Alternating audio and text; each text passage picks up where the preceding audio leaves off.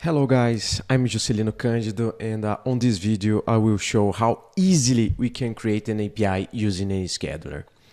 And that means a application, a user can post data to our API, and we will use that data to trigger our own automations, jobs.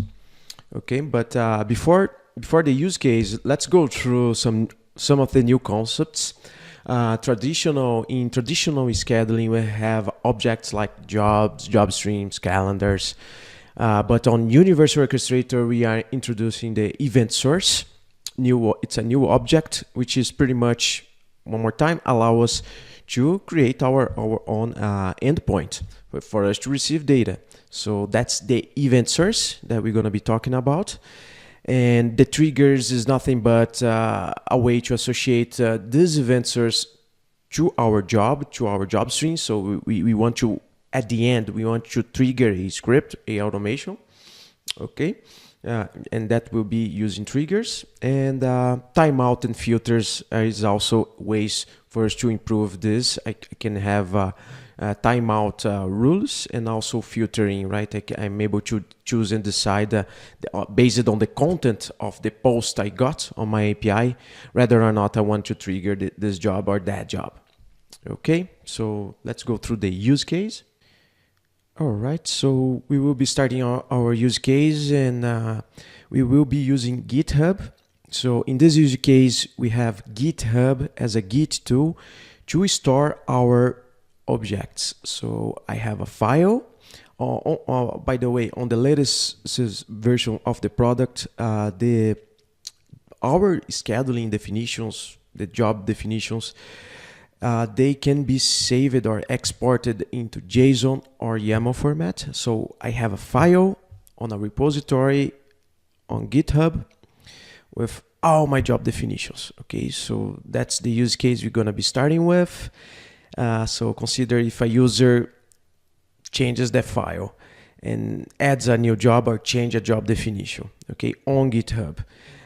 On GitHub, I'm able to create hooks notifications. So step number 2 is for us to create a hook notification whenever a user performs a push on that repository or makes a change on the file. So GitHub will send a post request to Universal Orchestrator. But in order to do so, of course, I need an endpoint for GitHub to reach and post. And that's where event source comes in.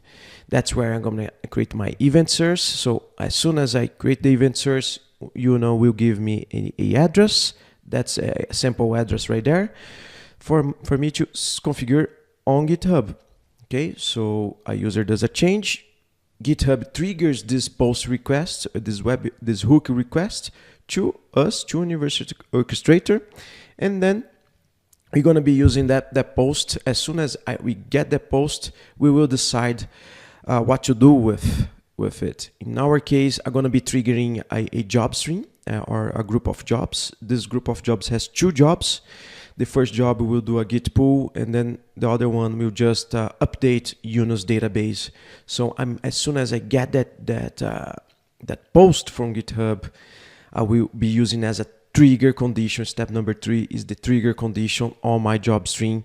And one more time, those jobs, the Oakley replace will be replacing using that definition I had on GitHub.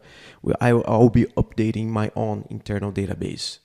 And that use case will be the GitHub synchronization. We'll be synchronizing the job definitions from GitHub on Universal Orchestrator.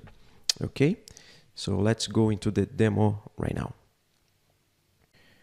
All right, so we will start the demonstration from GitHub.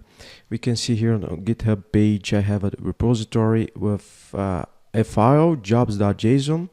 If you don't know, after the latest releases of workload automation and Universal Orchestrator, the job definitions can now be exported in JSON as well as YAML format. Here we have a JSON format with all my job definitions on the environment. I have the job definition. So let's simulate a change On this job definitions, I can take, for example, interactive from true to false, and then I will commit those changes. Okay, so I just committed the changes. So okay, I'm starting on GitHub. My file was modified. I will switch the tab under settings, my repository settings, hooks. Notice I have a notification for push, and if I add it, I will see this payload URL, which is the gateway. It's pointing to Universal Orchestrator, and WH GitHub is my event source. So here we can see that on Universal Orchestrator, I'm able to spin up and start an endpoint, pretty much an API. I'll take that address and I paste here on webhooks on GitHub, and now GitHub can notify Universal Orchestrator in case of a push event. We can see right here, I'm asking for push events to be sent to that URL, But how can I create the event source on Universal Orchestrator? And so this is the event source. Outtakes, I will switch over here, and outtakes is this definition. Event source, again, it's a new definition. It's a new object. So I have the new object called event source, and I'm spinning up a endpoint here. Description, the type, it's a webhook, type generic, and the status is online. As soon as I add Oakley, OCLI, model, add, and I add this definition, I can see it on the web console. I just switch it over to the web console. I will show first under Orchestrator Monitor. Those are my event sources. One more time, I have jobs, job streams, workstation, and now this new event type, event source type. And on it, I'm seeing here all my, let's call webhooks, all my endpoints that I have defined on Universal Orchestrator. One of them, I have a couple here, 3. One of them, and I have right here the details. Let's close.